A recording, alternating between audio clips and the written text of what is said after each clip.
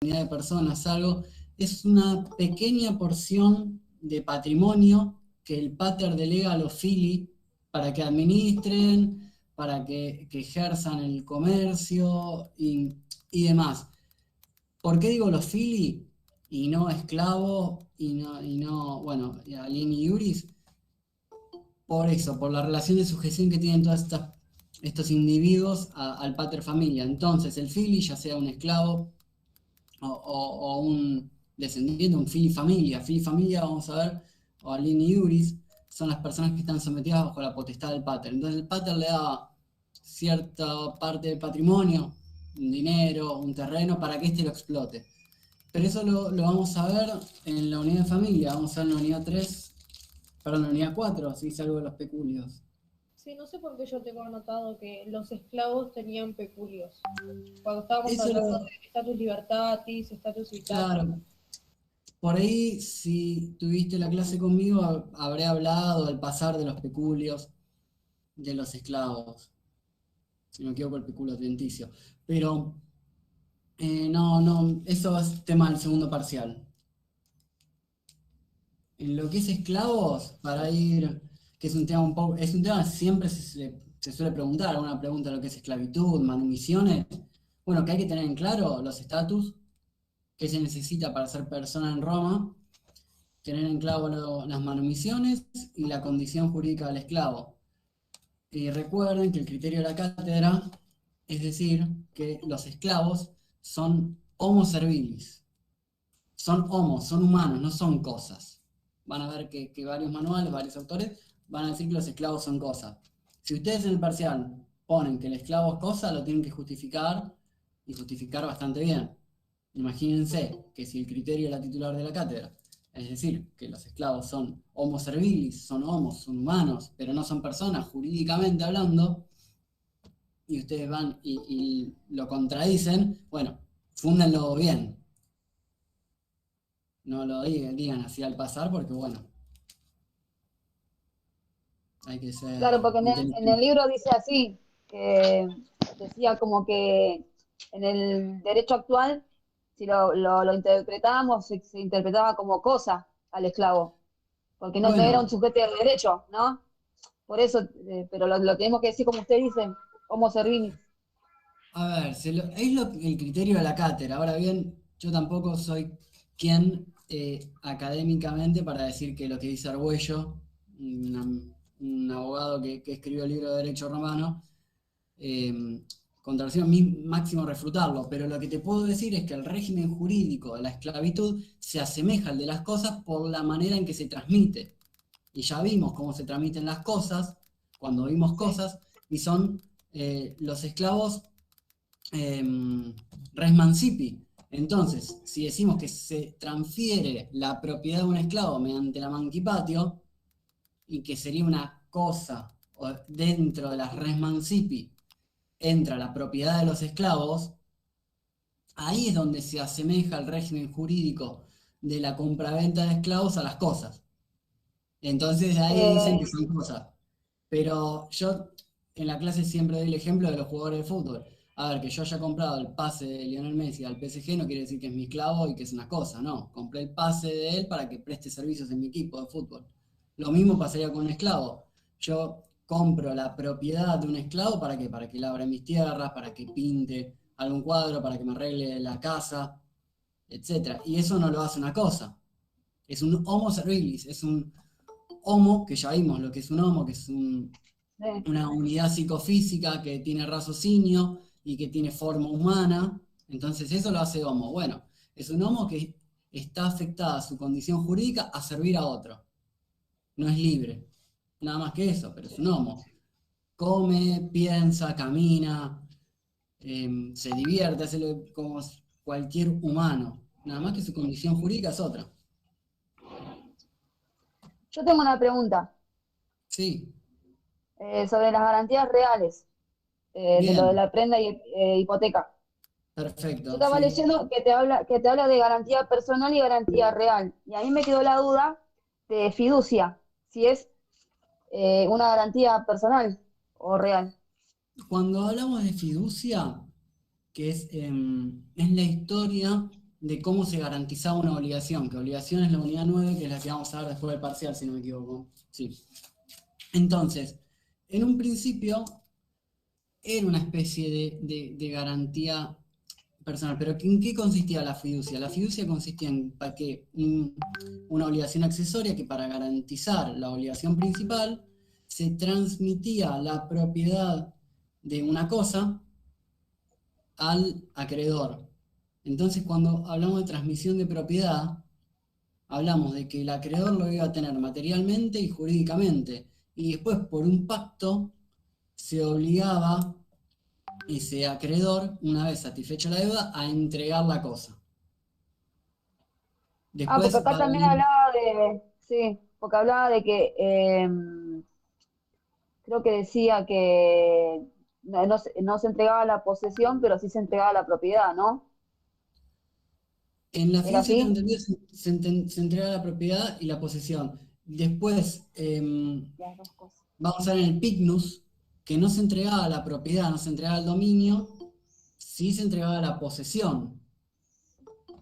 Sí, Entonces el deudor seguía sin tener la cosa. En y cambio, en la en hipoteca, eso, el te iba a deudor preguntar.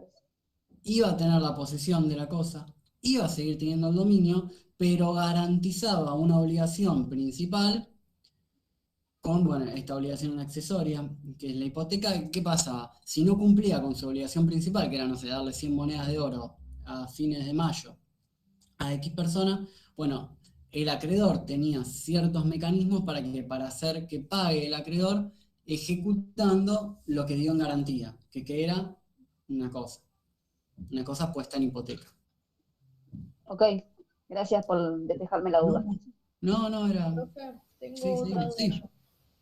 ¿Cuáles son Sí. las formas de adquirir un dominio? Bueno, tenemos las naturales y las derivadas. La prescripción, van a ver que la traditio, que van a ver, uno va a decir, la compraventa. No, la compraventa no es un contrato.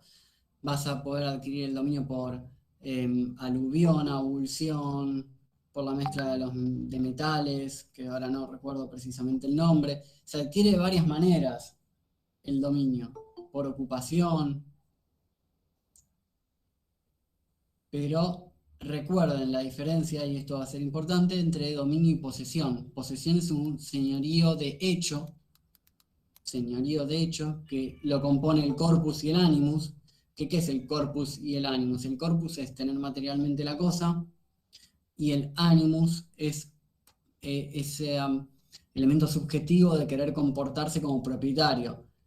En cambio, el dominio está compuesto a lo que hoy conocemos como por justo título, por decirlo así, pero no, el dominio, ¿qué pasa? Puede tener el animus, obvio, pero puede no tener el corpus. ¿Y qué tiene el propietario del dominio? O el propietario tiene el ius abutendi, el ius fruendi, el ius usendi. Tienen las más amplias potestades sobre la cosa. Entonces, ¿qué pasa? Si alguien tiene la cosa en posesión, y vimos los tipos de posesión, si es legítima o no legítima, y demás, el propietario del dominio podría decirle a quien posee, mirá, yo tengo un mejor derecho que el tuyo. Y bueno, ahí entramos en una contienda jurídica que, bueno, no vale la pena meterse, pero tengan en cuenta eso. Vamos a la unidad 7, a ver. Sepan la clasificación de las cosas, qué es una cosa, pues entendiendo la clasificación de las cosas, vamos a ver bien diferenciar el dominio, la posesión. Acuérdense que hay cosas materiales, inmateriales. Ahí vi si es presencial o no. Sí, es presencial. El parcial es presencial, tienen que estar en la universidad. Todavía no sabemos si se va a dividir o no. Si entramos todos en un aula, estaremos en un aula. Si no, serán más de dos. El que está en el aula 6 irá al aula 6 o a la 101, a la 101. Eso lo veremos en el momento.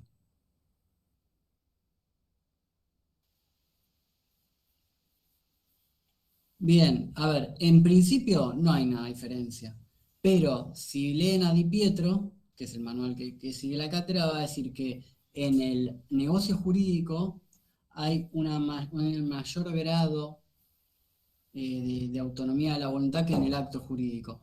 Entonces, en el acto jurídico está,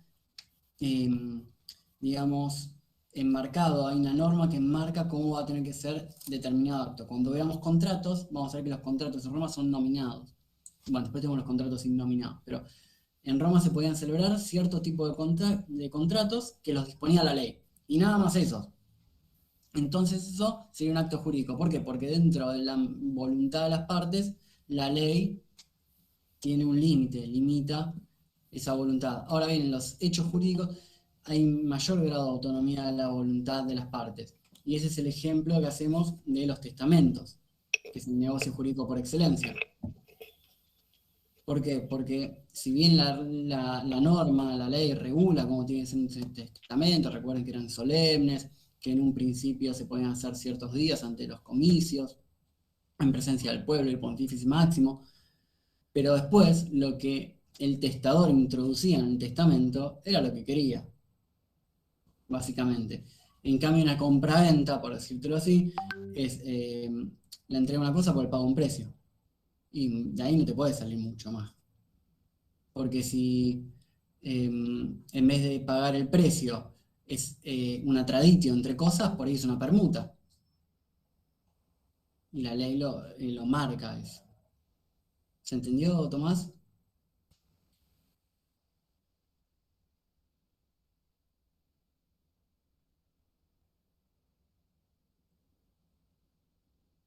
Sí, también. No, no te embarulles tanto en eso. El negocio jurídico por excelencia, vamos a decir que es el testamento, pero si se te pregunta eso, bueno, lo que lo diferencia es la mayor autonomía de la voluntad. Mayor autonomía de la voluntad en uno que en otro.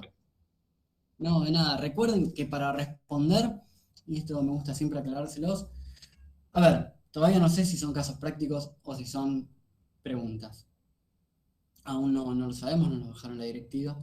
Pero, a ver, si son preguntas, siempre empiecen de más a menos. Por ejemplo, si les preguntan, bueno, a ver, servidumbres rústicas. ¿Qué es una servidumbre predial rústica? Bueno, me dicen, una servidumbre es un derecho real sobre cosa ajena, una servidumbre rústica es esto, y tipos, y los tipos de servidumbre rústica son esto, esto y esto. Ubiquen un poquito la pregunta, porque si empiezan a decir, bueno, hay servidumbres personales, hay servidumbres reales, hay garantías, y se embarullan mucho, no, vayan conciso y respondan lo que se les pregunta.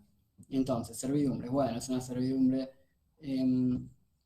predial, una servidumbre rústica es esto, se determina si es rústica o urbana dependiendo del fondo dominante, y existen estos tipos de servidumbres rústicas.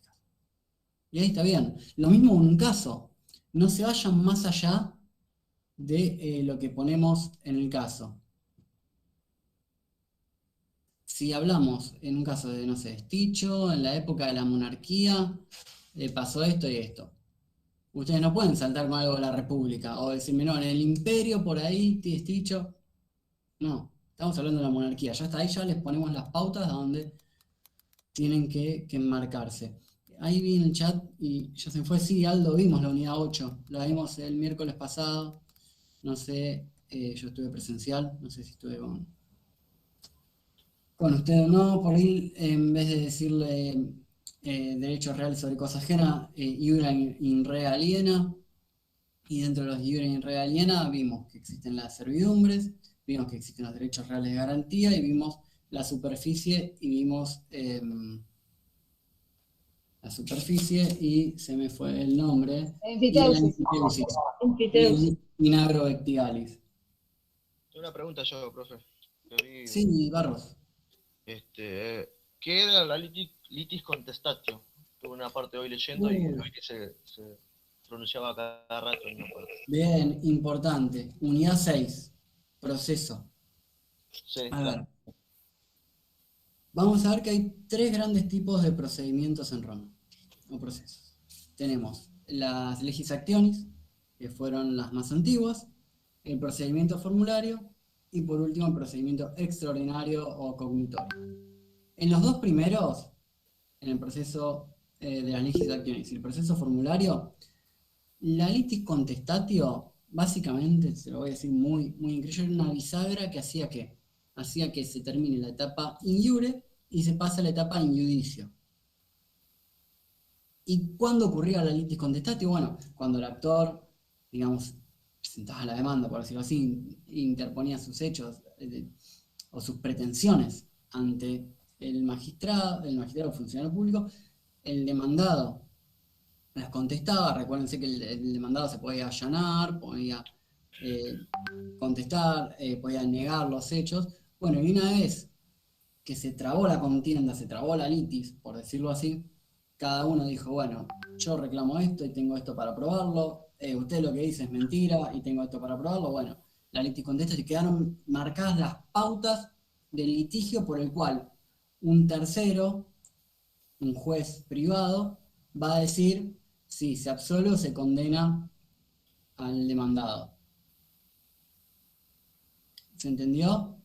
Era como el común acuerdo de las dos partes, algo así me acuerdo, ¿no? No, era, digamos, va variando un poco en el proceso, pero es donde se fijaban las pautas por las cuales el juez privado, que iba a ser un tercero, iba a decidir la suerte del litigio. Se fijaban las pautas. Vas a saber que en las legis actionis te va a decir que mediante la litis contestatio las partes como que acordaban que el litigio se iba a resolver bajo esas pautas con un juez privado.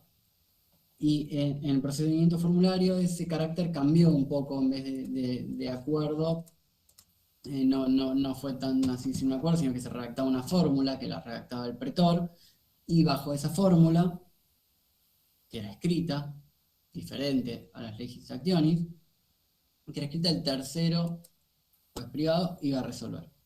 Cambió el carácter, digamos, como de acuerdo, la litis contestatio, en esos dos diferentes procesos. Sí, ahora me acuerdo. Recuerdo que había dicho que a medida que iba pasando el tiempo se fueron modificando y se iba como desapareciendo, por decirlo así. Claro, y que no coincide con los periodos históricos, o sea, sí coincide con los periodos históricos, pero subsistieron. Pero en la clase les dije que fueron viendo los romanos. Bueno, recuerden que en la época de la monarquía era la ciudad tiritaria, una ciudad muy chica, era el derecho solo reservado para los ciudadanos romanos. ¿Y qué fue pasando en la República? Se fueron expandiendo y fueron naciendo diferentes tipos de problemas y los tenían que solucionar de una manera más rápida, más eficaz. Entonces, bueno, el procedimiento formulario, el escrito, fue mucho más rápido y no era de una solemnidad extrema como en las legis actionis también. Nace con la República, entonces. Claro, van haciendo, pero en ese proceso sigue existiendo el proceso de legis actionis y el proceso formulario van en conjunto. Después se empieza a utilizar más el proceso formulario porque era mucho más eficaz. El derecho formulario nace de la creación pretoriana y más precisamente del pretor peregrino. Y cuando lo ve el pretor urbano dijo, esto está buenísimo, voy a resolver los casos mucho más rápido.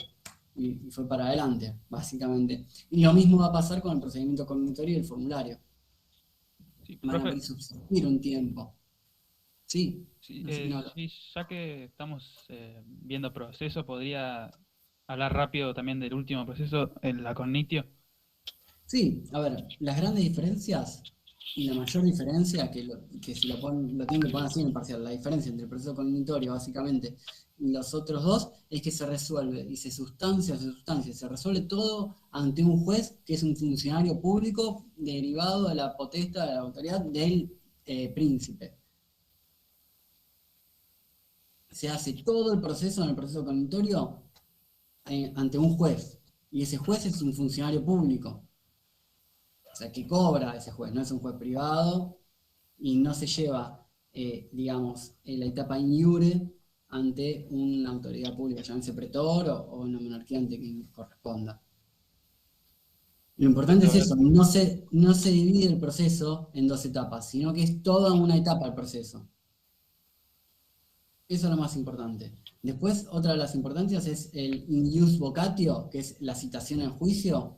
¿Se acuerdan que los otros dos procesos lo hacía la parte actora? Bueno, acá lo va a hacer una especie de oficial notificador, como hoy en día, que podía hacerlo verbalmente o escrito, y se le decía al demandado que en 4 meses tenía que ir al Tribunal de Justicia en Roma, porque el actor lo demandó por esto, esto y esto. Se sustanciaba y resolvía un mismo juez. Y si alguna de las partes quería apelar, podía apelar e ir a un magistrado con mayor jerarquía. Y así llegando al príncipe en determinados casos. Esa es la mayor diferencia y lo que más en claro tienen que tener. Bueno, si le preguntamos el procedimiento cognitorio y nos ponen, no, porque en la etapa in iure ya está mal. Es todo un mismo momento, por decirlo así. Y otra duda, profe, volviendo a propiedad, posesión, Sí. lo que es el interdicto, Sí, que es hecho, digamos, para defender la posesión, pero ¿qué sería una acción? ¿Como una acción es? sí, es una acción. Un Una interdicto acción. es una acción para defender la posesión. La Ah, posesión perfecto. se defiende con interdictos. Bueno, listo, ahora. Tengan bien en claro los momentos en Roma. Cuando hablo de momentos, hablo de los periodos históricos. ¿Por qué? Porque cuando le decimos rex, ya automáticamente a esta altura tienen que relacionarlo con la monarquía. Si le decimos magistrado, cónsul, pretor y demás, tienen que ir linkearlo derecho a la república. Y si ya hablamos de principado, princeps, bueno, vamos a ver el imperio, el bajo imperio y el alto imperio. Profe, Sí, ¿en la República no había un príncipe también? ¿O no. me equivoco? No, no, no, no, no. Los ¿Eso romanos, estaba solamente en las magistraturas? claro, los romanos cuando, digamos, remueven del poder a Tarquino el Soberbio, se juran nunca más ser gobernados bajo la autoridad de una persona. Entonces dan nacimiento a las magistraturas. En un principio eran 2 cónsules. 2 cónsules que en una primitiva república tenían, digamos, todas las potestades y facultades que tenía el rex. Después fueron delegando facultades y fueron haciendo las demás magistraturas. Pero ¿qué era lo importante? Era que eran 2. Y existía el derecho a veto, la intercesio. Entonces la decisión de una podía ser vetada por el otro. Cosa que con un rex nunca iba a pasar. Entonces recuerden también las características de las magistraturas, que es re importante, eso se suele preguntar. Que eran responsables, eran colegiadas quiere decir que son más de uno, eran honoríficas, colegiadas, honoríficas, responsables, tenían una duración, un periodo en tiempo, eran temporales. Y eso en diferencia a lo que ocurría con el Rex, que el cargo del Rex era hereditario, era atemporal, era un descendiente de los dioses, era de carácter divino, era irresponsable. Profe, Así ¿el que, Iudex o juez aparece en el Principado? a ver, en parte podemos decir que el iudex o juez va a ser el que resuelve el conflicto, pero cuando hablamos también de tercero o juez privado, también podemos hablar del procedimiento formulario, del cognitor y de las legis actionis. O sea, la Porque, República. claro, la república, la monarquía. Ok, Pero ¿qué pasaba? ¿Qué era lo importante acá? El juez privado era el que intervenía en los 2 primeros procesos en la etapa in judicio. Y la única función era, bueno, obvio, se producía la prueba y decidía si absolvía o condenaba al demandado. Pero se sometían a la decisión de un tercero. ¿Y dónde se sometían a la decisión de un tercero? Bueno, en la litis contestatio. La litis contestatio iba a fijar las pautas y iba a hacer que las partes se sometan a la decisión de un tercero. En cambio, en el proceso cognitorio, ¿qué es la litis contestatio? ¿Hay litis contestatio? Sí. Y es como ahora, lo que llamamos traba de la litis. ¿Qué es la traba de la litis? Cuando el actor notifica la demanda al demandado y el demandado la contesta. Quedó la litis trabada, ya está. Estas son las pautas por las cuales el juez va a resolver. Ya se traba la litis, bueno, no se puede producir nueva, digamos, agregar nuevas pruebas, citar nuevos testigos.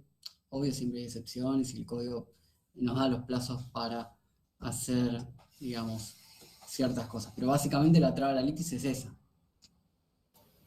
Pero, Profe, sí, Juan. una consulta.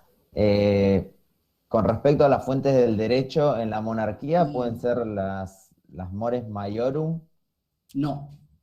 Perdón. Sí, excelente, Juan. Perdón, Ah. te entendí la República. No, en la monarquía, en la república, Digamos, tenemos, puede ser la ley de las 12 tablas, los plebiscitos, la lex bien, data, rogata bien. y los edictos. Claro, los edictos sobre todo. Bien. Y después, lo que no tengo es en el imperio. Las constituciones imperiales, Ah, bien. eso vas a ver cuando digan constituciones imperiales, y después la más importante que es el Corpus Juris Civilis de Justiniano. De Después Justiniano. tenemos también fuente de derecho en el imperio, el Edicto Perpetuo de Salvio Juliano. ¿Qué es el edicto perpetuo? Es esa compilación de todos los edictos de los pretores anteriores. Diciendo, bueno, estas son toda la compilación de los edictos de los pretores. Listo, ya está. Eso básicamente eliminó a la pretura. Era, eh, claro, son los edictos depurados hasta él, digamos. Claro. Y después vamos a tener lo que lo van a ver por ahí como Tribunal de los Muertos o el Ius Publicae Respondendi.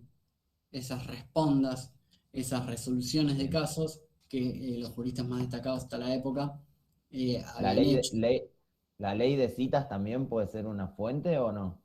Sí, pero las más importantes son las constituciones sectoriales, el Bien, edicto perpetuo, el ius publicae respondendi, y el corpus, obvio. Pero eso sería, el corpus lo ubicamos más en el dominado el- que en el principado. claro, Es porque fue al más, final, digamos. Está bien, perfecto. si vos no te acordás eso en el parcial y tenés el programa a mano, acá, Sí. decís, pará, estoy re perdido. A ver, lees el programa y ya está. ¿Podemos tener el programa en el parcial? Sí, obvio, lo pueden tener, pero no anotado, no con flecha, ni remarcado, ni acotado, sino el programa simple y puro. No, porque te sirve como guía, ¿verdad? Me Claro, hace sí, recordar obvio. algunas cosas. Claro, a ver, siempre se puede tener el programa en los parciales, es su derecho. Obvio, no anotado, no macheteado, por decirlo así. El programa y los va a reubicar y les va a reservir. Porque cuando estén perdidos o digan, ¿cómo era esto? Me está hablando de, no sé, de servidumbres prediales. A ver, ¿qué son las servidumbres prediales? Ah, un derecho real sobre cosa ajena. Listo, ya está, ya lo sacaron. Les va a servir de disparador. Profe, ¿puede repetir lo de la fuente del derecho del dominado? Del dominado, Sí. y básicamente lo más importante es el El Corpus Corpus Juris Juris Civilis. Civilis de Justiniano. Ok.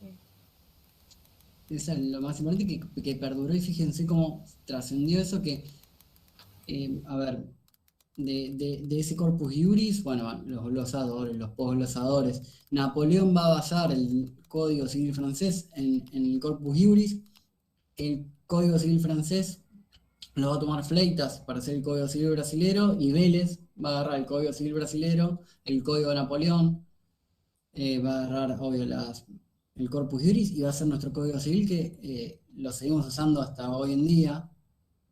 En el 2015, bueno, obvio, todos sabemos que tenemos un nuevo código, pero, por ejemplo, si un causante, cuando hablamos de causante, hablamos de una sucesión de una persona que falleció, fue antes del 2015 de esa muerte, se va a utilizar el código viejo, el código de Vélez. Si fue posterior a agosto de 2015, bueno, se va a usar el código nuevo. Ahí veo a qué hora es el parcial. Abran los micrófonos, por favor, porque si abro el chat se me tilda. Y bueno, veo las notificaciones, pero por ahí me pierdo y no lo llevo a leer. El parcial a la misma hora de la cursada, a las 8. De 8 a 10 es la cursada. A ver, cuando empecemos a hacer el parcial no van a tener 2 horas, seguramente tengan 1 hora, hora y cuarto. No más de eso. Ah, pero va a ser en las mismas aulas que nos presentamos. Van a estar Sí, separadas sí, las sí. aulas. Ah, listo. A ver, pueden ser que estén separadas, como que no, eso lo vamos a ver en el momento.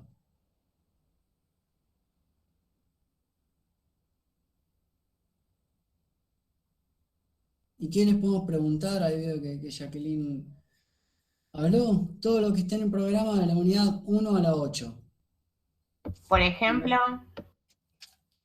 Y a ver, lo más importante les voy a ir diciendo más o Algo menos de lo las que manumisiones seguro. ¿Cómo? Algo de las manumisiones seguro. Seguramente, de la esclavitud también, de los estados de las personas, cómo se es persona en Roma. Bueno, ahí ya tenemos que ir a los estatus. De lo que es la parte histórica, fuentes del derecho, se les va a preguntar seguro. A ver, seguro, no. Nunca, cuando sean abogados, aseguren nada. Un pequeño consejo. No aseguren. Pero es muy probable, puede pasar que les pregunten de épocas del periodo histórico las fuentes.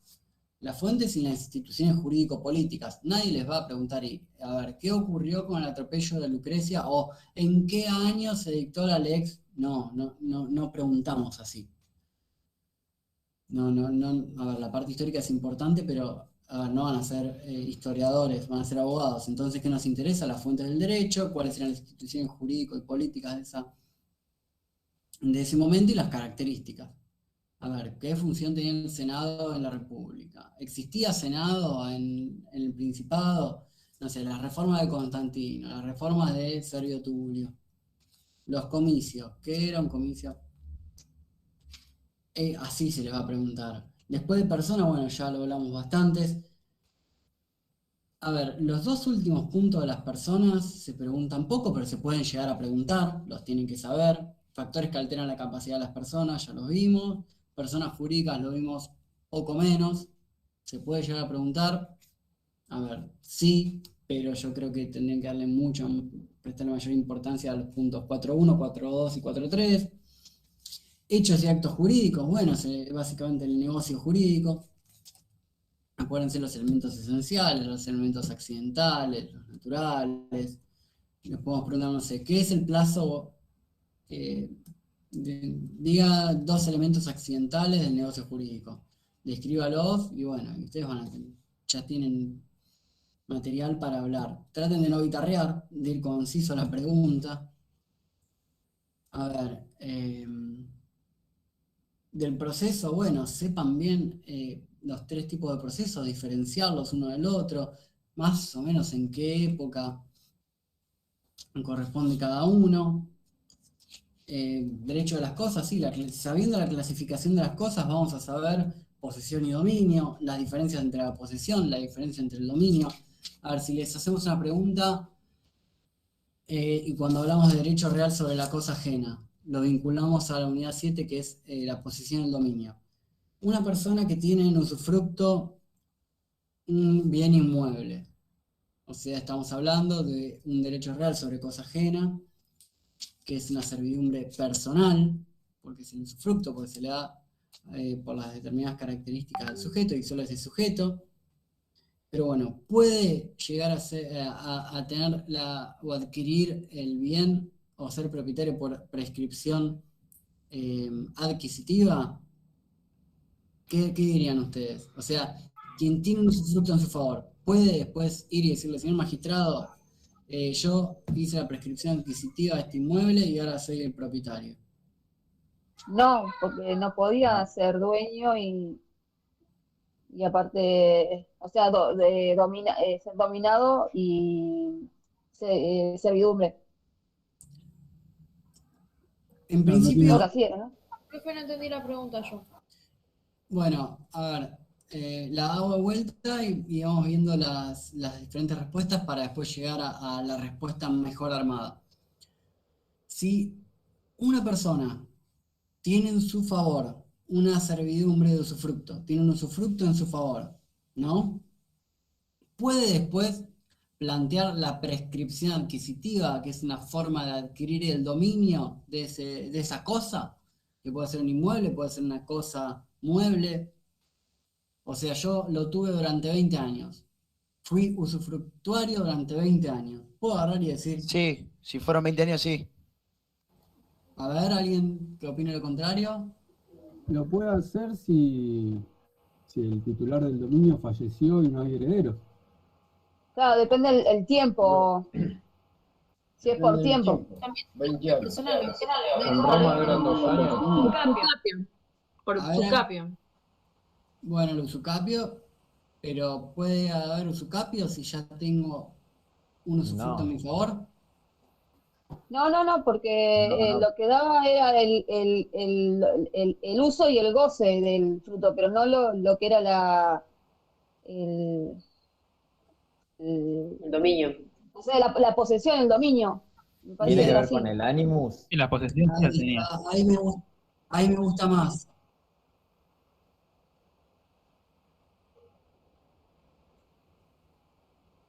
Bien, ahí me gusta más, porque en principio van a tener que responder no, no se puede. ¿Por qué?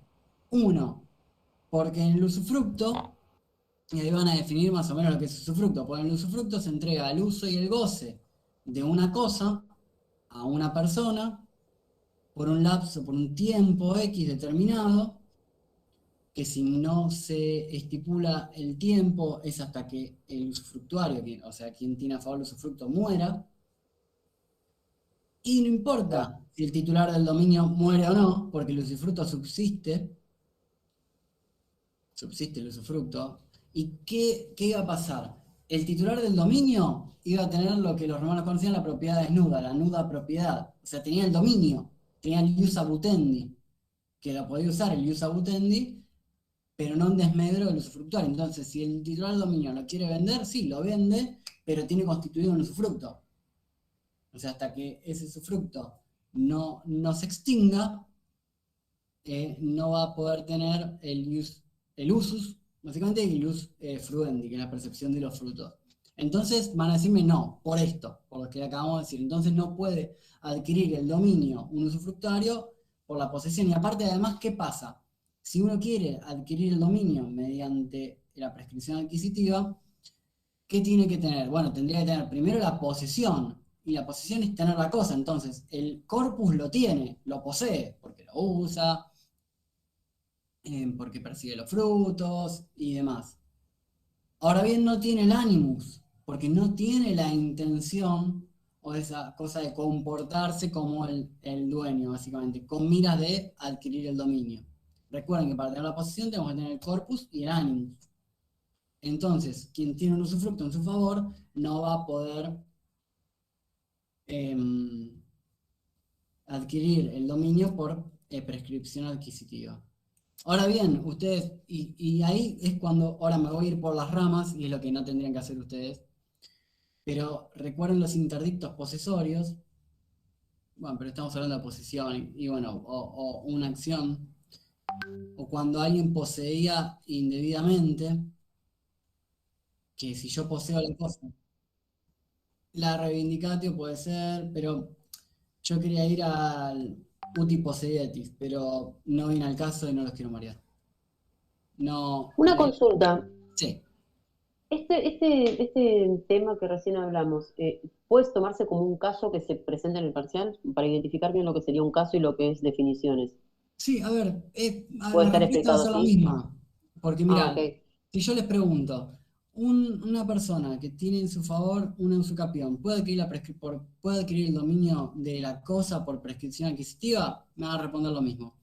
Y la misma pregunta disfrazada de caso es, en la República, Sticho le da en usufructo un caballo a Florencio. Florencio, al paso de 20 años, ya era un caballo muy longevo, pero no importa, sigue viviendo ese caballo. Al paso de 20 años, Florencio quiere presentarse ante el pretor a los fines de reclamar la prescripción adquisitiva. ¿Podrá Florencio reclamar la prescripción adquisitiva? Es la misma respuesta. Claro que sí. Es la misma respuesta. Me va a decir, no, ¿por qué no? Por esto. Porque tiene Fíjense el cómo, corpus, pero no tiene el ánimos. claro, pero fíjense cómo varía el caso o la pregunta y es la misma respuesta. Porque, ¿qué me van a decir? No, ¿por qué? Porque tiene un usufructo la cosa. Entonces, quien tiene un usufructo tiene un derecho real sobre cosa ajena. Entonces, el propietario conserva el dominio, la propiedad desnuda. En cambio, el usufructuario tiene el ius fruendi y el usus. Pero para tener la posesión, uno tiene que tener el corpus y el animus. Y en este caso no tiene el animus o no lo tiene en carácter de poseedor, sería lo mejor. Tendrían que responder, no lo tiene en carácter de poseedor, lo tiene en carácter de usufructuario. Y es la misma respuesta a un caso o a una pregunta. Por eso, si comprendieron, leyeron el texto, o por ahí ahora recién, viste, se les hizo clic. Porque a ver qué pasa, es mucha información para poco tiempo, el manual es largo, muchos nombres, muchos términos en latín, hay que asimilar un montón de cosas que son conceptos, conceptos jurídicos y además hay que saber la parte histórica. Por eso es complicado derecho romano y en poco tiempo. O por lo menos a mí, hasta el primer parcial, se me volaron los meses. Pero bueno, ojalá esto les haya hecho clic, que no importa si hacemos un caso o una pregunta. Por ahí les resulta más fácil una pregunta porque va directamente al hueso. En cambio, en un caso, bueno, uno tiene mayor complejidad porque tiene que descifrar de qué se está hablando. Por eso es importante leer bien las preguntas o leer varias veces el caso, tomarse el tiempo para responderla y situarse en el tema. ¿Y para qué? Si yo hablo de usufructo y no se acuerdan qué es usufructo, dicen, ¿qué corno es un usufructo? Bueno, a ver, ¿dónde lo voy a encontrar? Y ustedes van buscando los títulos de la unidad 1 a la 8, van a llegar a la 8 y van a decir, y una en relena. Ah, mira, es servidumbre. Ah, servidumbre personal. Ah, es una servidumbre personal. Listo, ya están encaminados. ¿Se entendió ahí un poquito más? Sí, sí, muchas gracias. No, a ustedes.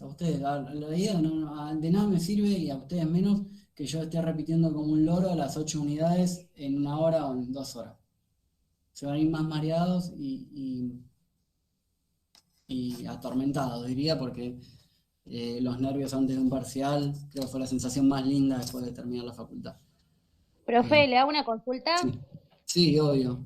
Por ahí esto es más de carácter, por ahí de reglamento, No porque importa, surgió esta duda. Quizás nosotros somos como muy primerizos en este tema de la facultad. Había surgido la duda de que si nosotros teníamos que anotar para poder rendir el parcial. Yo tengo entendido por otra carrera que hice, pero en un terciario, que solamente al final nos anotábamos, ¿no? En ningún momento anotábamos a un parcial, pero quizás cambiaba en el tema de la universidad. Bueno, el año pasado, como era todo virtual y luego fue presencial, se tenían que anotar para rendir el parcial y estaban los links que los ponía la facultad en el campus. Por eso es muy importante que usen el campus, porque ahí van a tener todas las novedades. Si hay un comunicado, lo vamos a hacer por ahí. En principio tengo entendido que no tienen que anotarse, tienen que venir a la facultad y listo. Ahora bien, para el final se pueden presentar o no al final. Uno puede tener la cursada aprobada, se puede presentar no al final, puede presentarte a otra fecha de llamado al final y hasta se puede presentar en la mesa libre. A ver, pero lo importante es saber cómo se aprueba y cómo no. En esta universidad se promociona con promedio 6 entre los dos parciales. Hasta ahí estamos bien. Si usted saca 4 o más en el primer parcial, tiene derecho a presentarse al segundo parcial. Porque si yo me saco 4 y 10, el promedio me da 7 y promocioné la materia. ¿Se entiende? Ahora, bien, Pamela, si tiene ausente en el primer parcial, o se sacó un 1, un 0 o un 2, no se puede presentar al segundo parcial. No tiene chances matemáticas de promocionar. Pero sí se puede presentar al integrador. Que el integrador es una especie de prefinal, por decirlo Eso así. le iba a preguntar, profe, que muchas veces en un par de charlas escuché del integrador y la verdad que soy nuevo en esto y no tengo la menor idea. ¿A qué refiere con ese integrador? ¿Que es una etapa antes del final? Claro, es para esos alumnos que sacaron de 3 para abajo en el primer parcial y se presentan al integrador, es como una instancia antes del final, donde se toma toda la materia en un parcial, en un parcial integrador, que es lo mismo que un final. Ustedes se sientan al final, le podemos preguntar en la bolilla 1 a la 16. Claro, o sea, y se puede rendir ese integrador y no ir al final, o se puede no rendir y pasar al final directamente, algo así. Claro, a ver, tienen que tener la materia cursada para rendir el final y tiene que tener 4 de promedio. Ok. Está, igual a ver, todo lo que les digo está en el reglamento, búsquenlo en el campus y ahí lo van a entender. Y va a tener todo bien, pasito a pasito como es, pero bueno, obvio, entendemos que estas son una de las primeras materias y no tienen por qué saberlo, saberlo todo y para eso estamos, para aclarar las dudas. Los parciales, los parciales van a ser presenciales, por la cantidad de estudiantes que somos, va a ser seguramente escrito, dependiendo del caso, los finales a veces los tomamos orales, o las libres se toman orales, pues son menos cantidad de gente, pero si hay mucha cantidad de gente se va al escrito.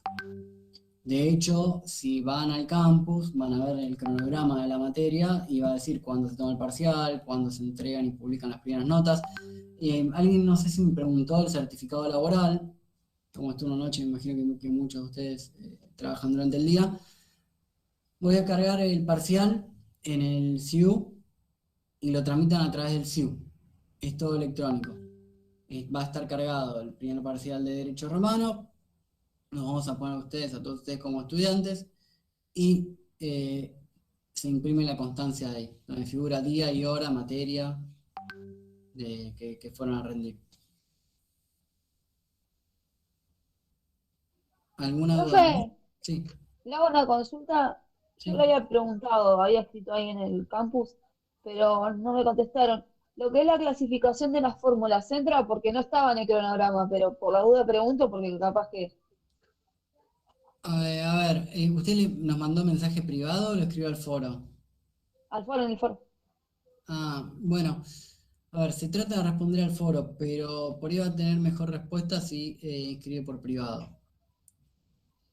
Por ahí nos Pero, escribe ¿entra o no entra? A ver, en el programa está las fórmulas. Las tienen Claro, que saber y después la estaría, clasificación.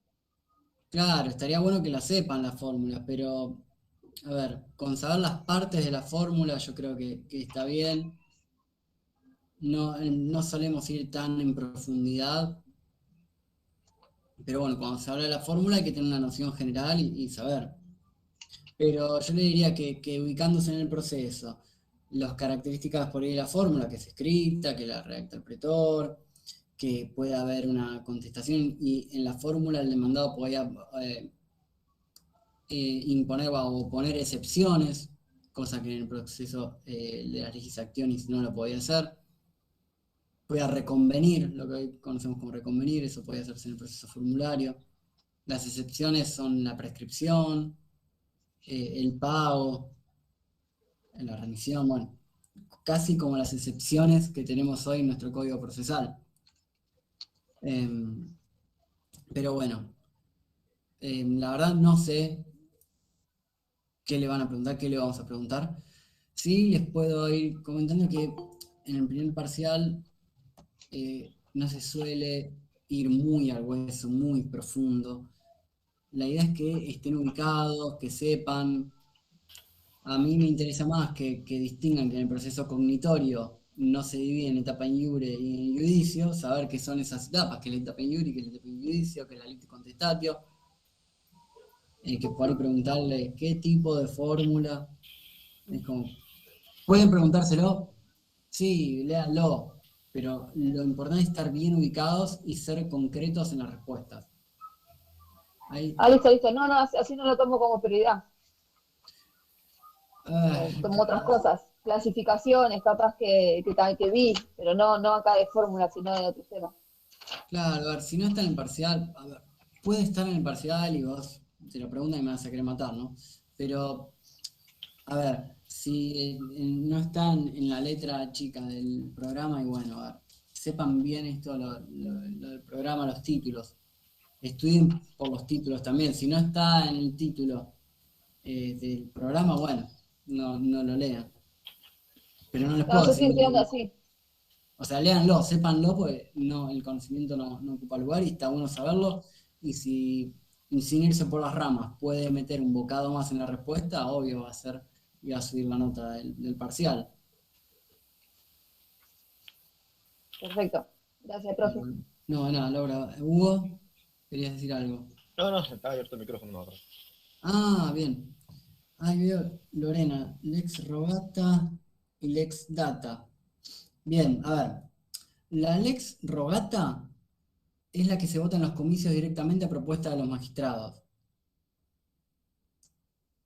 ¿Estamos de acuerdo? Y la Lex Data es la promulgada por un magistrado en virtud de una autorización previa de los comicios. Pero ¿cuál es la diferencia? Que la Lex Rogata cumple todas las formalidades y los pasos impuestos para la sanción de una ley.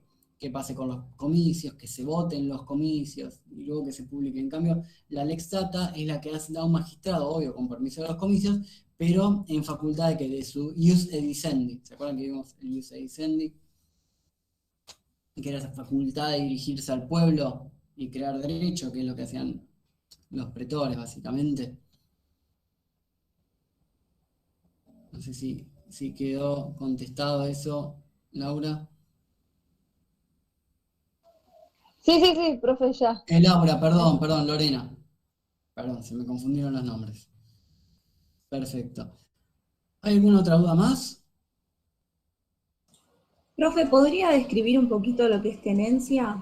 Porque, o sea, en el manual y lo que dieron en clase de dominio, posesión, todo eso, me quedó bastante claro, pero tenencia es como que no encontré mucha información. Me quedó ahí. La tenencia es cuando se tiene el corpus, pero no se tiene el animus. Entonces eso es lo que diferencia la tenencia del poseedor. Es como que yo le preste una cosa. Usted no se tiene que colocar un mueble o algo en su casa y yo le presto la agujereadora, un destornillador, martillo, y se lo presto.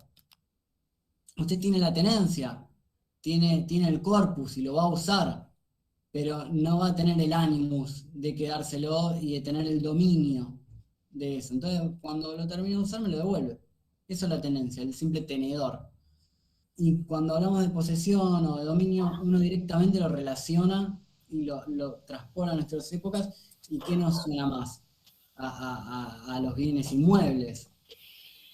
En cambio, a ver, tienen que saber que la tenencia, la posesión o el dominio de las cosas puede ser una cosa mueble, puede ser una cosa inmueble, una cosa fungible, una cosa no fungible, etcétera, etcétera, etcétera. Perdón, profe. Sí. Es como para entender un poquito más con respecto a lo anterior, lo de antes y lo actual, porque hoy en día, en el tiempo actual, hablar de tenencia significa ya ser poseedor de algo. Ser dueño. No. De algunas cosas, no. No, porque yo puedo tener la tenencia, pero lo que importa en la posesión es tener materialmente, tener el corpus de la cosa y el animus, la intención subjetiva de comportarme como dueño y presentarme a los otros como el dueño. Si yo le presto mi agujereadora a Hugo y viene un vecino y le dice, qué buena agujereadora, qué buena que está, y le va a decir, sí, me la prestó Gonzalo, el profe Gonzalo me la prestó. Ya está, usted no va a tener la posesión, va a tener la tenencia, porque se presenta como tenedor de la cosa. Yo la tengo, pero me lo prestaron. En cambio, si te agarra y dice, ¿viste qué buena que está? Sí, es mía, me la encontré tirada en un descampado, me la compré el otro día. ¿Qué va a saber el vecino? Entonces, y ahí se hace conocer como dueño, es un acto público, lo hace público esto del animus. Tiene que ser público también. Sí. Entonces, en la tenencia se tiene el corpus, en la posesión se tiene el corpus y el animus, y en el dominio se tiene el corpus, el animus y el señorío jurídico. No, el dominio se tiene el señorío jurídico y puede tenerse el señorío jurídico y no se puede tener materialmente el corpus. Por ejemplo. Claro, el dueño de la máquina que prestó. Claro, yo se lo Pero lo doy tiene en en su momento. usufructo. Exactamente. Lorenzo, ¿es tu nombre? Creo que habló Lorenzo. No, perdón, es de mi hijo, pero no lo puedo cambiar porque estoy con el celular de él, soy Carolina. Ah, no hay problema, pero bueno, ten en cuenta para las próximas.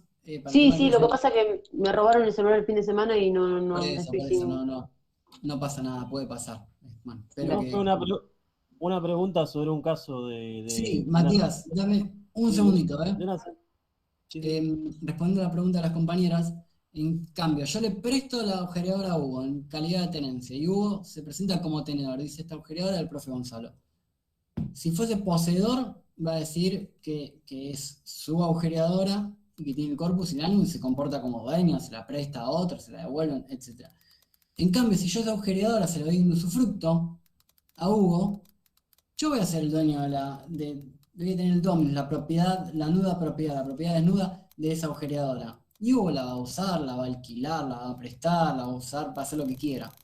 La va a arrendar, pero si no me la quiere devolver, yo voy a ir ante el pretor, ante quien corresponde, y le voy a decir, mire, señor pretor, yo soy el titular de dominio de esta agujereadora y Hugo me la tiene que devolver porque se le dio su fruto por un mes y no me la quiere devolver. ¿Se entiende?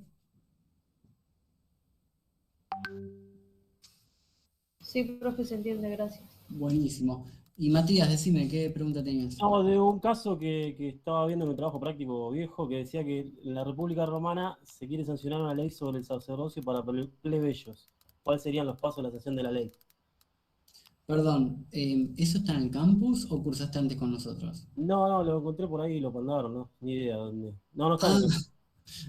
Bueno, Pero me quedó la duda de la sanción. Perfecto. ¿Cuáles son los pasos? Bueno, ahí nos va a tener que indicar que para que sea una lex rogata, va a tener que ir ante los comicios, presentar y exponer la ley ante los comicios, va a ver que la ley tiene partes, si es una ley perfecta, imperfecta, recuerde la rogatio, la sanctio, todas las partes de la ley, y esa ley va a tener que ser aprobada por la votación en los comicios. Entonces, ese básicamente, muy por encima, van a ser los pasos de la promulgación de una ley. Recuerden también, y si quieren meter un bocado ahí, va a decir que la ley de las 12 tablas prohibía el matrimonio entre los patricios y los plebeyos. Ok. Básicamente va a tener que decir eso. Y va a depender, creo que el caso decía en la República. Bueno, va a depender si decía en la República, si decía en la monarquía o en el imperio. En la monarquía es también a partir de los comicios, ¿sí? También, y en el imperio, bueno, los comicios vamos a ver que no tienen tanta preponderancia, tanto poder, y bueno, ¿quién va a ser el órgano que va a dictaminar las leyes? Bueno, van a ser a través de las constituciones imperiales. Imperiales, sí. Y recuerden qué tipo de constituciones imperiales teníamos. Ok, gracias. No, a vos, Matías.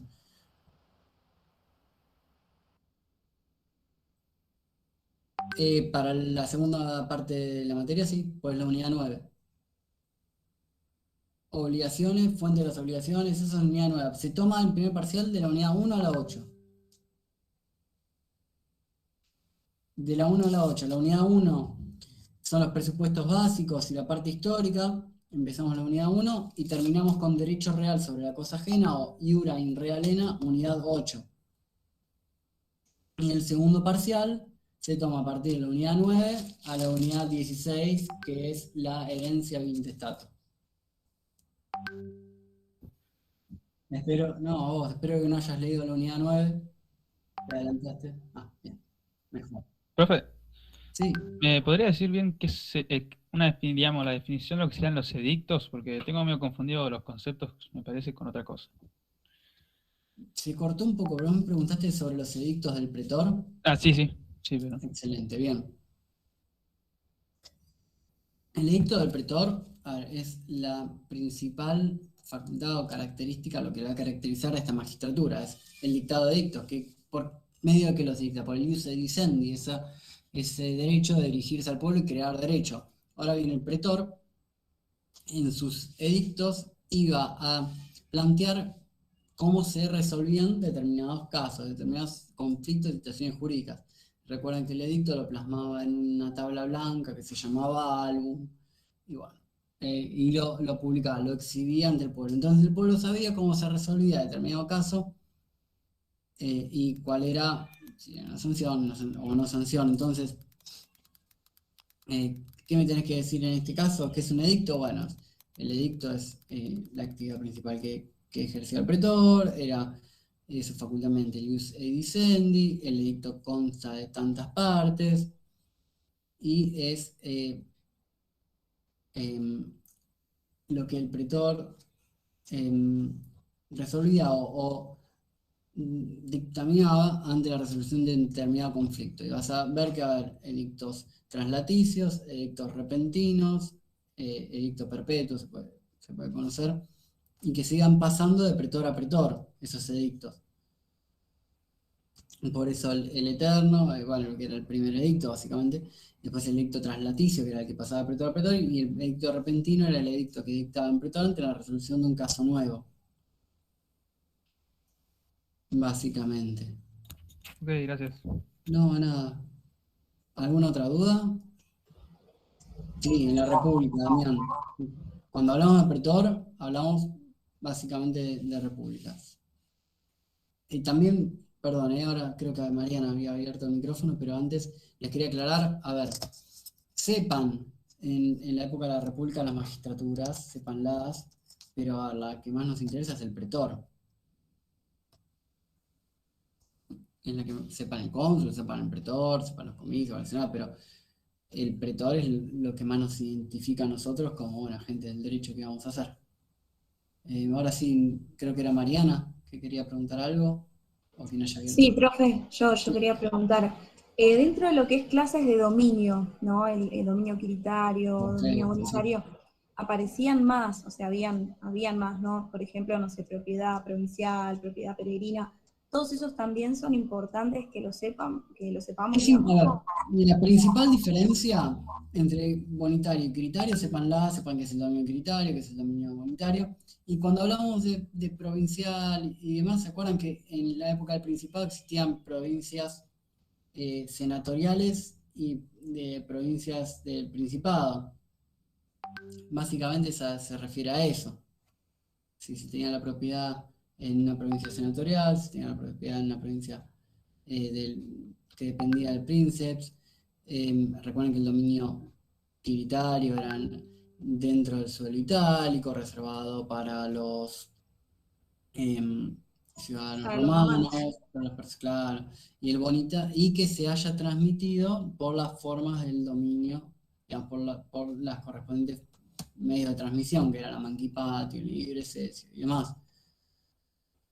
Y el bonitario, a ver, le faltaba una de esas características esenciales, que ¿qué podía ser? Que no sea en suelo itálico, que no sea entre ciudadanos romanos, o que no se haya transmitido mediante el uso de las formas preestablecidas.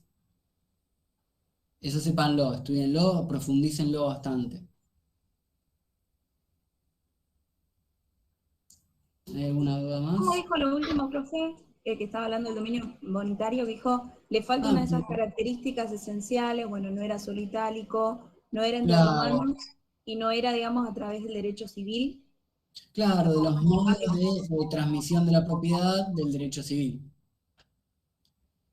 Si, por ejemplo, yo le quiero comprar a usted, Mariana, un fundo en suelo itálico, los dos ciudadanos romanos, civi iuris, y en vez de hacer una manquipatio, usted me hace una simple traditio. Ya vamos a ver qué es la traditio.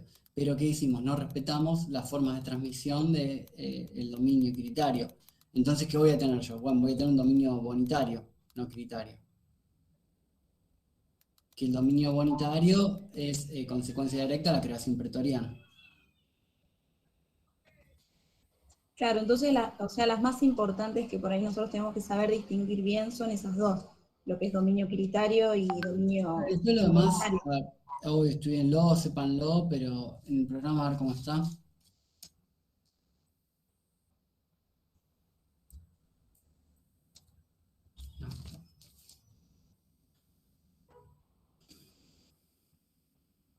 La diferenciación con el dominio y la tenencia, bien que hicieron esa pregunta.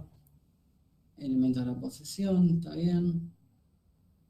Diferentes clases, sí. La más importante es esa, sépanla las demás. ¿Hay alguna duda más? Profe, con respecto a la conferencia de la doctora Filippi, no nos van a preguntar nada, ¿no? No, eso ya les dijimos que va a ser trabajo práctico. No se va a preguntar en el parcial, quédense tranquilos. Gracias. No, por favor. Profe, yo tengo una pregunta más, es de una unidad mucho más atrás, de la 2. Sí, obvio.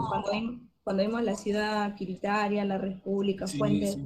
en el manual aparecen las magistraturas plebeyas. Eso, o sea, no estaba en teoría en el programa, no lo... porque No, pero están las demás magistraturas que sí, obviamente las tenemos que saber. claro, eso por ahí yo hice mención en la clase, no sé con quién la tuvieron, cuando esa lucha de clase de los plebeyos que fueron ganando posiciones y fueron adquiriendo y fueron consiguiendo llegar a cargos que nada más las magistraturas en un principio estaban reservadas para los ciudadanos romanos, no para los Pero plebeyos. eso, con que sepamos el tema del De la lucha conflicto patricio-plebeyo. patricio-plebeyo, estaría Claro, bien. pero hay ciertas magistraturas que son, ponerle, supóngase, el, el tribuno de la plebe. Y va a ser un plebeyo. No puede ocupar, o no puede formar parte del tribuno de la plebe un ciudadano romano. Va a ver que las primeras magistraturas que accedieron los plebeyos fueron el edil. Va a ver que el edil curul nada más estaba reservado para los ciudadanos romanos. Y culmina con el nombramiento, se me fue el nombre, pero de el primer pontífice plebeyo. Luego va a ir viendo que con el transcurso del tiempo se exigía la ley que uno de los dos cónsules sea plebeyo, que no sean los dos patricios. ¿Y recuerden quiénes eran los patricios? ¿Eso fue con la reforma de Servio Tulio? No, la reforma de Servio Tulio fue por el tema de las curias, los comicios curiados, de centuriados a curiados.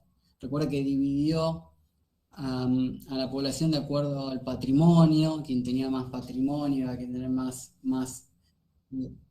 curia. No, de centuriado a curiado, para que ya te lo confirmo en el programa. Profe, entonces, dentro de la República... De curiado a centuriado. Iba a tener más centurias. Entonces, dentro de las magistraturas que nosotros tenemos que saber de la República, deberíamos saber también las magistraturas plebeyas. Pero sí, a ver, pero las magistraturas plebeyas eran las que nada más podían ser ocupadas por los plebeyos.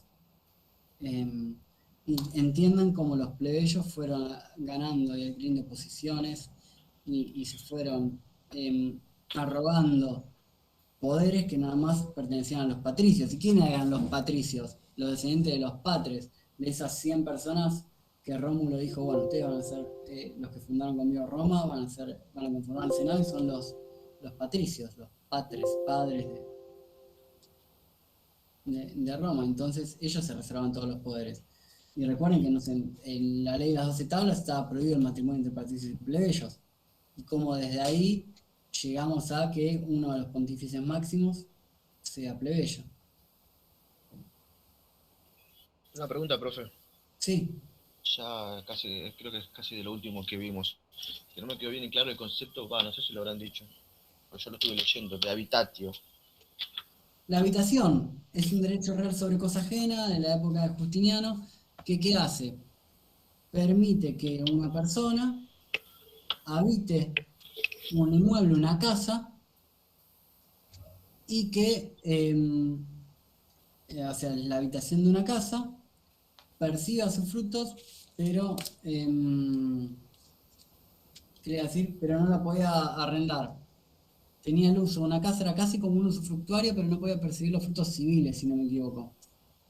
Yo te lo reconfirmo, pero básicamente, si te preguntamos habitatio, ¿qué nos vas a decir? Es un derecho real sobre cosa ajena, además de que es un derecho real sobre cosa ajena, es una servidumbre, y es una servidumbre de carácter personal. La servidumbre de carácter personal es esto, que consiste en qué? En dar a un sujeto, a una persona, una casa, porque era una casa, a los fines de que la habite y pueda darla en arrendamiento, sí puede arrendarla como si fuera el usufructuario. Básicamente es eso, es como un usufructo pero de una casa. y que la puede habitar. ¿Y qué característica tenía el usufructo? Que era una de las más importantes, que no se podía alterar la esencia de la cosa dada en usufructo. ¿Vos lo entendiste así, Hugo? ¿Entendiste otra cosa? Yo por lo que leí, bueno, entendí solamente el concepto que leí. Eso es lo que me está explicando a ustedes, como que lo amplió mucho más. Porque decía era un derecho real que facultaba a su titular a habitar una casa de otro y aún a darla en locación a terceros. Claro, Eso lo hay que mismo. preguntar bien. Claro, es que es eso, no más allá de eso. Pero cuando explicamos el uso, cuando explicamos la habitación o la operada de servorum, lo hicimos en base al usufructo. O sea, el usufructo es el derecho real sobre cosas ajenas más amplio que se le puede otorgar a una persona, básicamente, a un sujeto. Entonces, ¿qué van a hacer los otros? Bueno, sí, vamos desmenuzándole facultades del usufructo. Entonces, bueno, el uso, que bueno, tiene nada más el uso. Entonces, ¿qué pasa? No tiene el ius fruendi, no puede perseguir los frutos, ni puede comportarse casi como el propietario, que no puede darla no para arrendarlo, darla en locación, etcétera, etcétera. Y la habitación es más específico. Porque recuerde que el usufructo, yo le puedo dar el usufructo a una cosa mueble, una cosa semoviente. Y en caso del usufructo, por una cosa semoviente, supóngase un caballo, y que yo se lo doy a usted de por vida, y ese caballo muere a los 2 años, se va a extinguir el usufructo. ¿Por qué? Porque pereció la cosa. No sé si lo mareé más de lo que le despejé la duda. No, sí está bien, sí, ahora ya. Se amplió un poquito más a lo que... Es más específico la Yo habitación. me quedé solamente en ese concepto que leí solamente acá. Entonces necesitaba ver si era más amplio. No, básicamente es eso. Gracias. No, por favor. Bueno, ¿hay alguna duda más? Sí, profe, a mí no me quedó claro la causa en los actos y negocios jurídicos.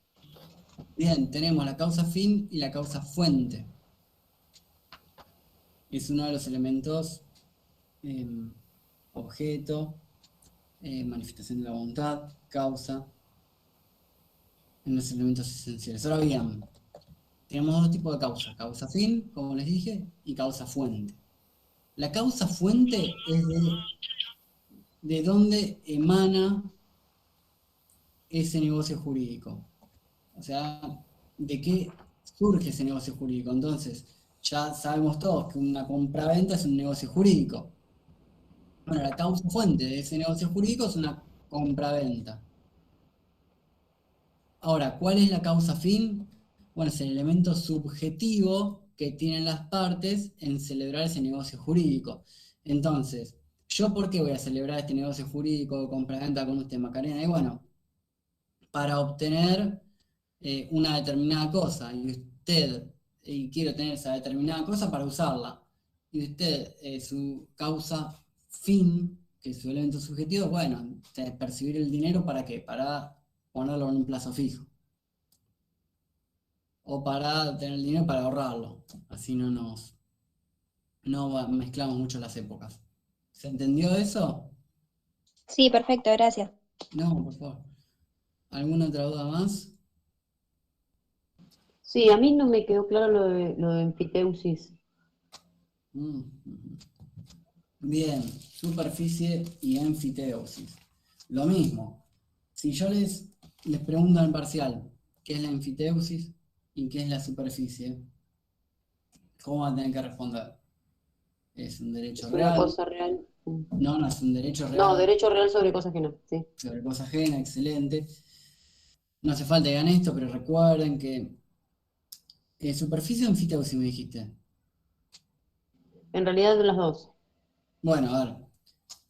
Las dos nacieron cuando Roma fue ocupando grandes extensiones territoriales y esas tierras las tenía que hacer productivas. Entonces, ¿qué pasaba? Que luego esta facultad se extendió a las particulares. En la enfiteusis se entregaba un terreno, que era básicamente del Estado, a comunidades sometidas, llámese colonos, los municipios y demás, ¿Para qué? Para que a través de un arrendamiento muy largo o casi a perpetuidad, esta gente trabaje las tierras, las produzca. O sea, las trabaje quiere decir que las cultive. Y tenían que pagar un canon mensual, anual, y que ese canon, el canon anual, ese canon se llamaba vectigal. Entonces, ¿qué pasaba? El Estado, o en particular, principalmente el Estado, le daba en la enfiteusis a particulares un arrendamiento casi a perpetuidad o por un plazo muy largo, ¿para qué? Para que produzca, para que trabaje esas tierras a cambio de un vectigal, un pago anual.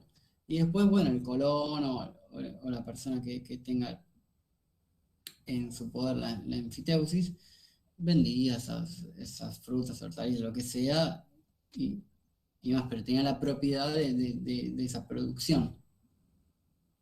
¿Se entiende? Más o menos. ¿Qué vemos acá? Que el propietario, básicamente, de la tierra era otra persona, y quien la cultivaba, quien la trabajaba y demás, era el enfiteuta. En este caso, la diferencia, por ejemplo, con el usufructo sería de que en la enfiteusis, por ejemplo, se paga el canon este que usted está hablando. Claro, el vectigal. Esa sería la diferencia. Claro, además de muchas otras, además del límite temporal. Ah, ok. Y después, bueno, esto no hace falta que lo pongan, pero la enfiteusis da lugar y da nacimiento luego en la Edad Media a lo que se conoce como los siervos de la gleba, que eran esas personas que eran básicamente del terreno, que después el señor feudal tenía bajo su poder. Pero bueno, ¿cuál es la diferencia con la superficie? Que es lo que le interesa. Bueno, en la superficie, y esto se suele preguntar, ese canon que se pagaba, ese arriendo, también se paga un canon, lo van a conocer como pensio o como solarium. Pensio o solarium. ¿Y qué era el derecho de superficie? Bueno, otra vez, grandes terrenos adquiridos por Roma, tenían que producirlos, ser productivos o habitarlos, en este caso. Entonces, ¿qué pasaba? Existía una titularidad del suelo, que el dominio del suelo le pertenecía a una persona, y una persona se facultaba a otra persona diferente del titular a edificar sobre ese suelo, y lo edificado era propietario, tenía el dominio, básicamente, la posesión, todo, o sea, tenía el dominio de lo edificado, el superficiario.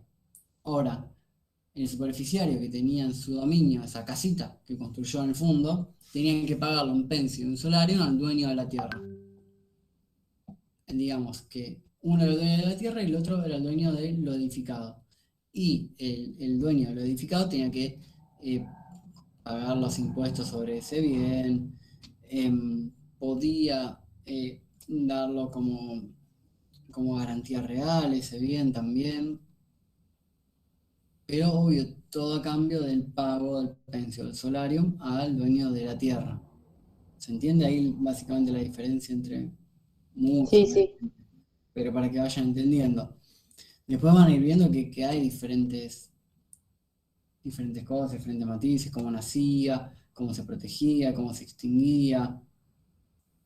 Pero básicamente esas son las dos grandes diferencias, lo que tienen que tener en cuenta. A ver si hay algo más que... Tengo una Sí. pregunta, profe. Sí, Laura. En la enfiteusis, ¿hay modo de adquisición o no? Sí, a ver, puede ocurrir que haya una confusión.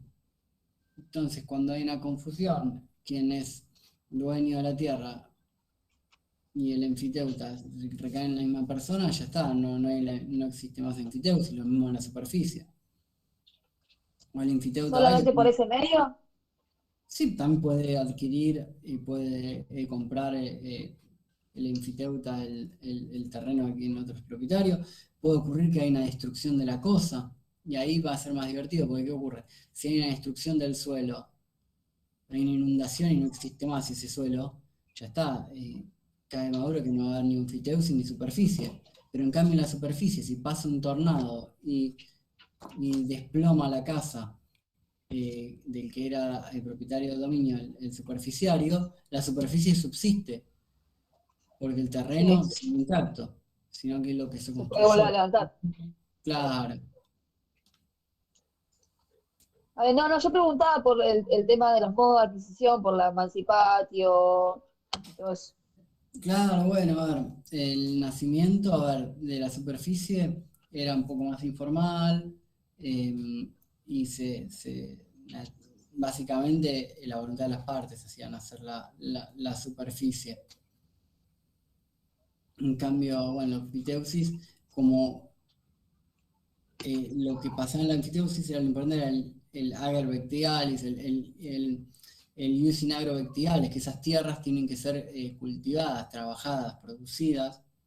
Eso le da un carácter un poquito más formal y menos margen de acción al enfiteuta que en la superficie.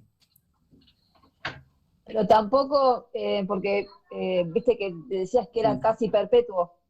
Claro, era casi perpetua. Acá no juega el lazo del tiempo si pasaban 20 años o 2 años, que No, no volviendo está a en juego la eso. primer pregunta que me hicieron, pero ¿por qué no opera? Porque no es el poseedor, porque no tiene un ánimos, él es el enfiteuta, tiene un derecho real sobre cosa ajena. Ah, está. Ya está, Me quedó, sí. Perdón, ¿y por qué casi perpetuo y no perpetuo? ¿O qué lo hace casi perpetuo?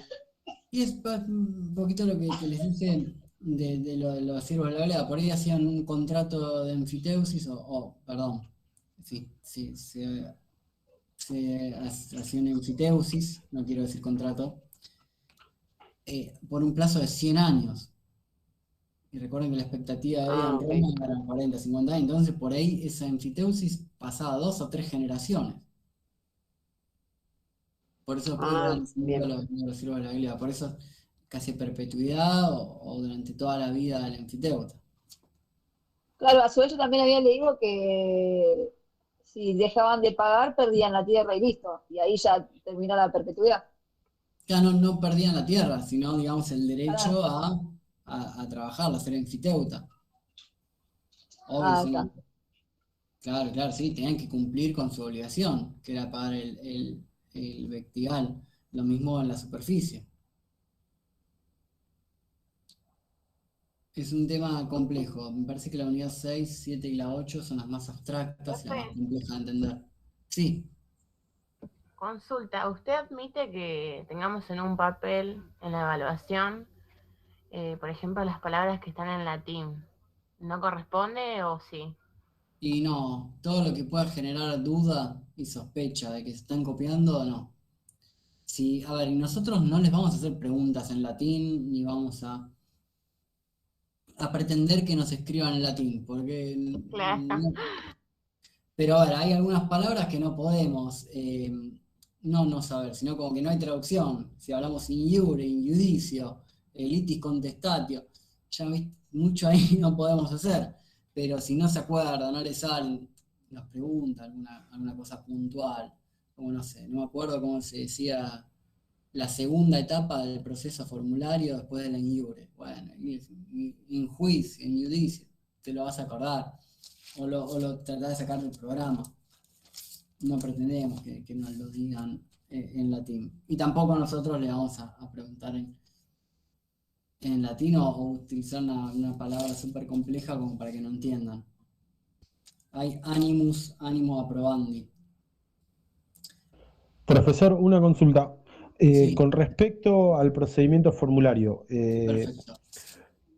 el actio iudicati, que era esa acción ejecutiva del pretor, ¿eso servía para evitar pasar a la segunda instancia, como quien dice?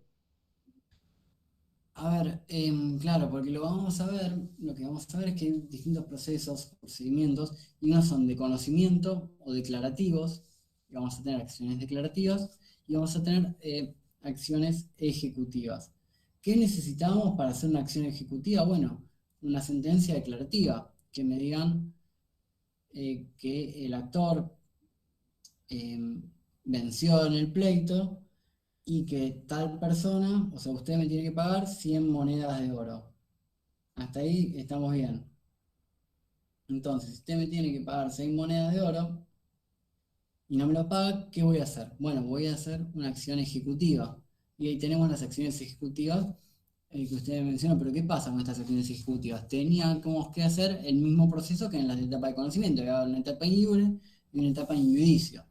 Y van a ver en los manuales que en las acciones ejecutivas generalmente no se llegaba a la parte in iudicio. ¿Por qué?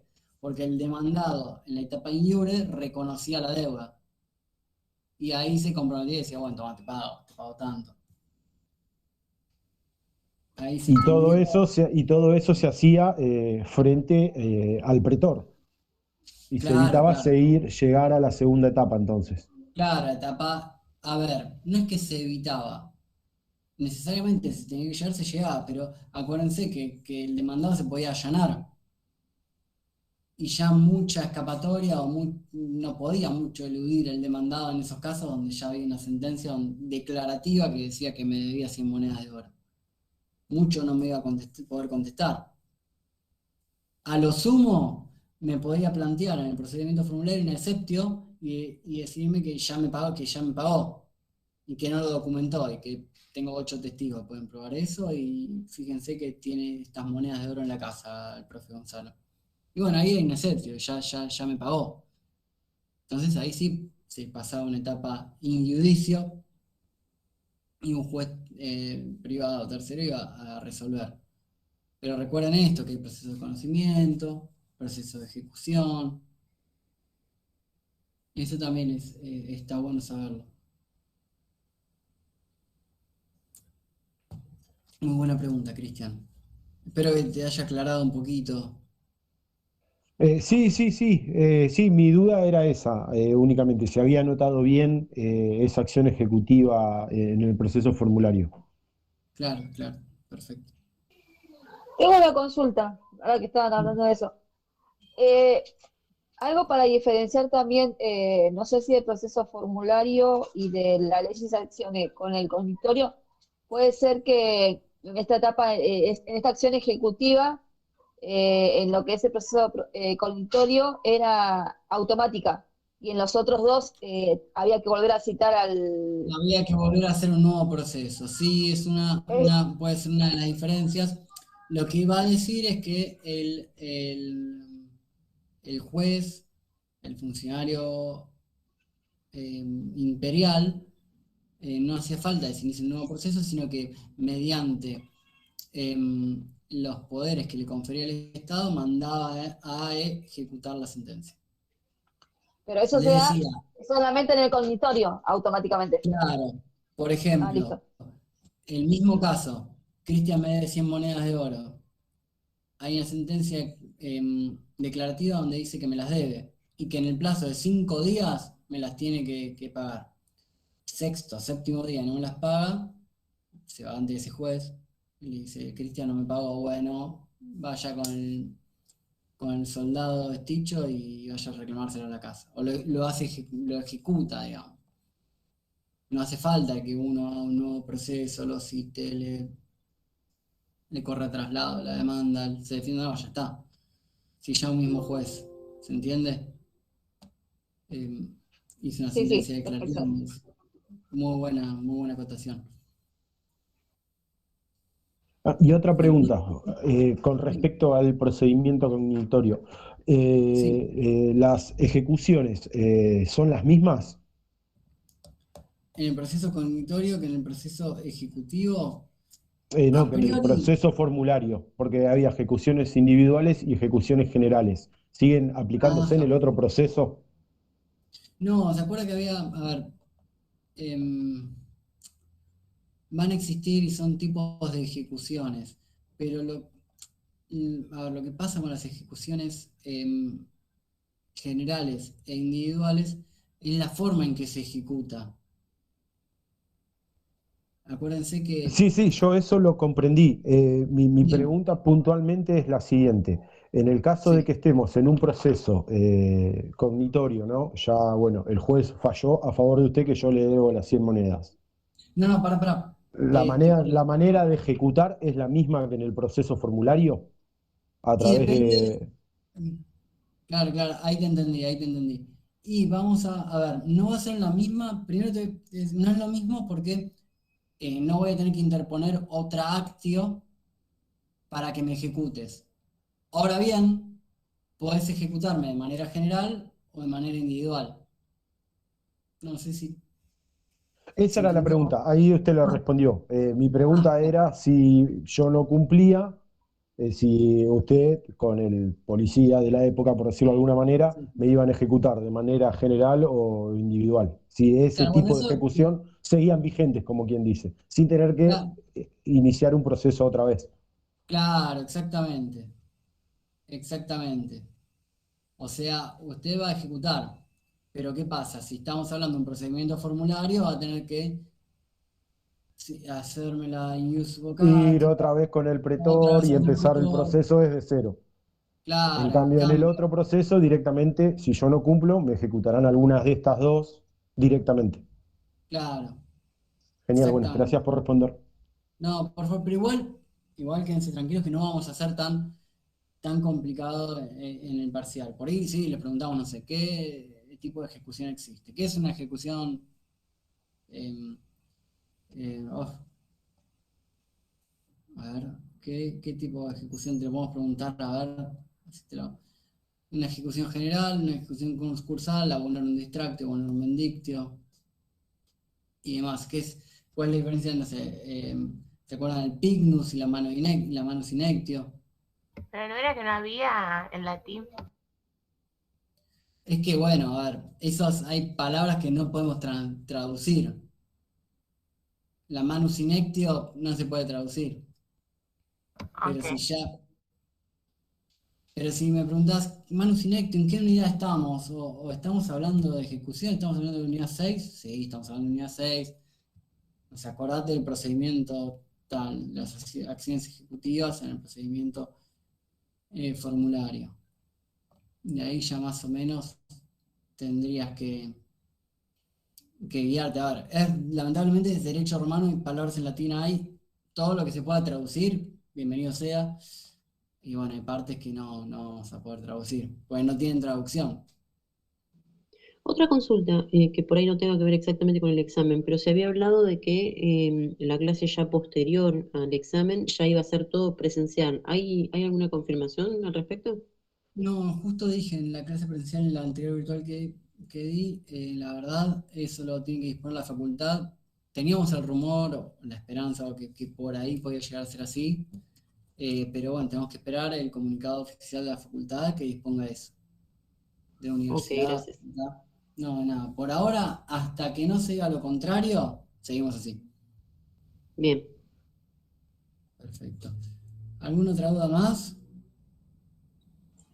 Yo, profe, Sí. una consulta, en la unidad 4, patronato y polonato, ¿es lo mismo? Porque hay algunos términos que por ahí no son iguales cuando aparecen en el texto. Mira, ¿tenés el programa? Sí, en el programa dice de lo que es las personas, punto 4.2 dice estatus, el estatus libertatis, clasificación, los esclavos, las manumisiones, el patronato. Después va el Perfecto. punto 4. Recuerden que cuando manumitíamos, cuando se Pero me olvidó era manumitía, si era lo mismo colonato y patronato.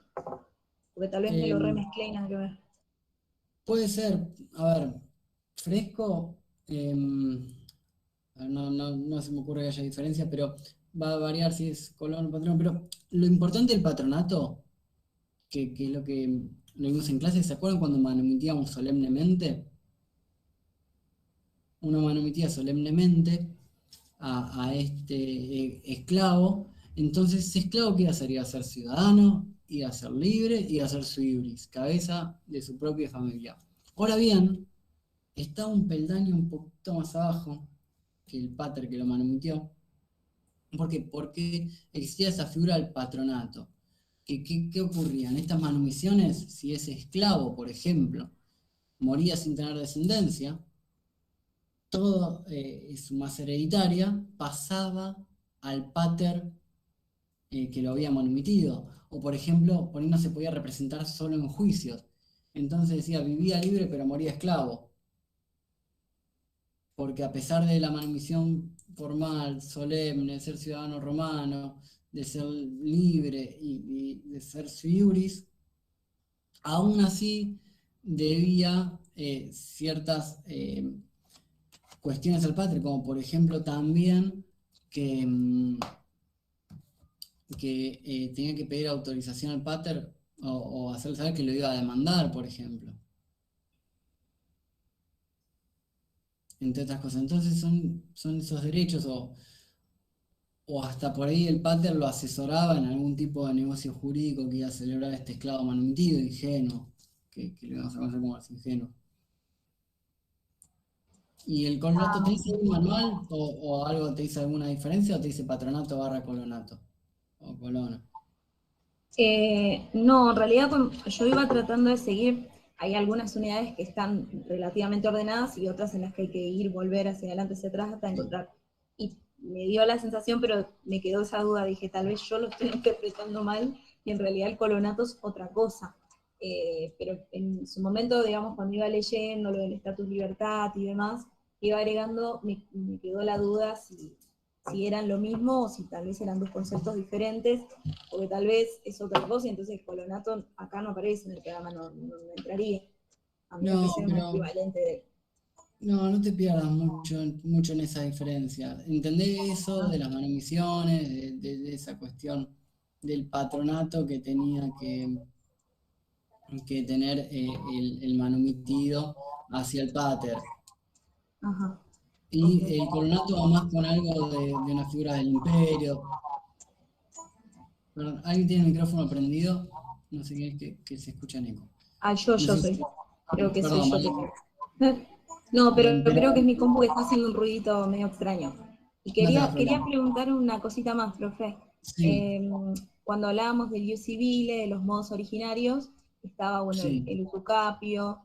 Yo había notado, creo que lo anoté en clase, que el usucapio no podía caer sobre cosas furtivas. Y la verdad que no sé qué quise decir con eso de que no podía caer sobre cosas furtivas. Imagínense a ver. Imagínense que yo quiero tener la usucapio de una cosa furtiva de un esclavo que se escapó. No iba a poder decir que tuve la usucapio adquisitiva, la prescripción adquisitiva de un esclavo que se escapó. Dije, tuve 20 años, estuve bajo mi dominio, bueno, Dominica Potestas, al esclavo Esticho, pero hace 15 el esclavo Esticho se fugó, no sé dónde está. Entonces no lo íbamos a poder adquirir por prescripción adquisitiva. Recuerden que había casos en los que se conservaba la posesión, que bueno, justo este es el caso del esclavo fugitivo, pero va con eso. O de determinado caballo, ganado, que es una cosa furtiva. Y vamos a ver qué es una cosa furtiva. ¿Tenés a mano ahí la definición de cosa furtiva?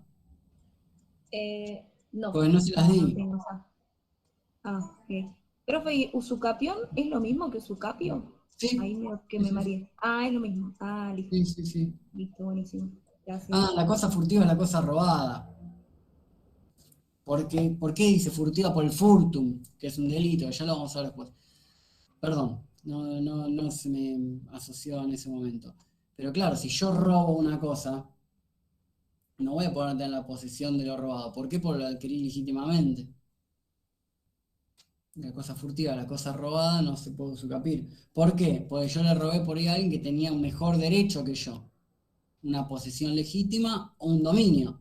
Entonces, cuando me lo venga a reclamar, me va a decir, señor, yo soy el titular de dominio, esa cosa que me robó. Entonces, no se puede adquirir por prescripción adquisitiva una cosa furtiva / cosa robada. Ya vamos a ver lo que es el furtum. Pero bueno, nosotros tratamos de, en los parciales, no meternos con esos temas que vinculan a, por ejemplo, unidad 9 y demás. Claro, pero ahí también lo que se puede relacionar que hay un vicio, ¿no? Claro, hay un vicio, bueno, sí, hay un vicio, pero no hay un negocio jurídico en la posesión. Por eso ¿pero qué sería? Sería una posesión, entre comillas, injusta. Claro. ¿Por qué? Porque la causa fuente de esa posesión es un hecho ilícito. Pero no los Sí, quiero sí. mezclar, no los quiero mezclar más. Son un montón de cosas. Sí, Es sí, un sí. montón. Imagínate que Además bueno, que hay veces, vos vas escuchando y vas relacionando, se te mezcla todo el día del parcial, no por sé, eso, igual viste, te mi das gente que a mí poner se me a... mezclan. Es Mi un gente se lío. me mezcla, a mí debe ser por la hora, porque es lunes, o porque bueno, ya hablé más o menos un poquito de todo, que ya no, Yo no voy le pego un repaso a la unidad y a los libros, a todas las páginas que vimos. Me tomo como 6 horas más o menos. y sí, sí, sí, Un sí. solo repaso. Es que, a ver, la idea es profundizar, obvio, lo que vieron en clases, ampliar un poco con el libro, y lo importante es contestar y saber de qué estamos hablando. Saber de lo que estamos hablando y estar ubicados en el tema. Porque si estamos hablando de negocio jurídico o de hecho jurídico, no me pueden definir algo de obligaciones, que todavía no lo vimos, ¿no? Pero están temas, están ubicados, estamos bien.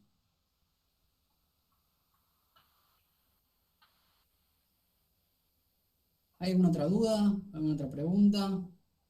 Y el compañero pregunta de qué se ríen. No hay que prestarle atención a eso. ¿Alguna pregunta del parcial? ¿Alguna duda? Ya sea eh, esto de con qué se aprueba, con que ya lo explicamos, alguna duda de las unidades. Si no, los dejo ir a repasar y bueno, les deseo la mejor de las suertes a todos y todas. Muchas gracias. Gracias, profe. No, nada, si hay alguna más. Gracias, profe. No, a ustedes, si hay alguna duda más, estoy. No, por el momento no, solo queda repasar como loco. Nada, muchas gracias. Bueno, Gracias, repasen, Diego. quédense Buenos tranquilos. días. Recuerden que hay Gracias. ánimos aprobando y queremos que sigan en carrera y Profe, que, bueno, entonces hasta la unidad 8, ¿verdad? hasta la unidad 8, inclusive, de la 1 a la 8. Gracias.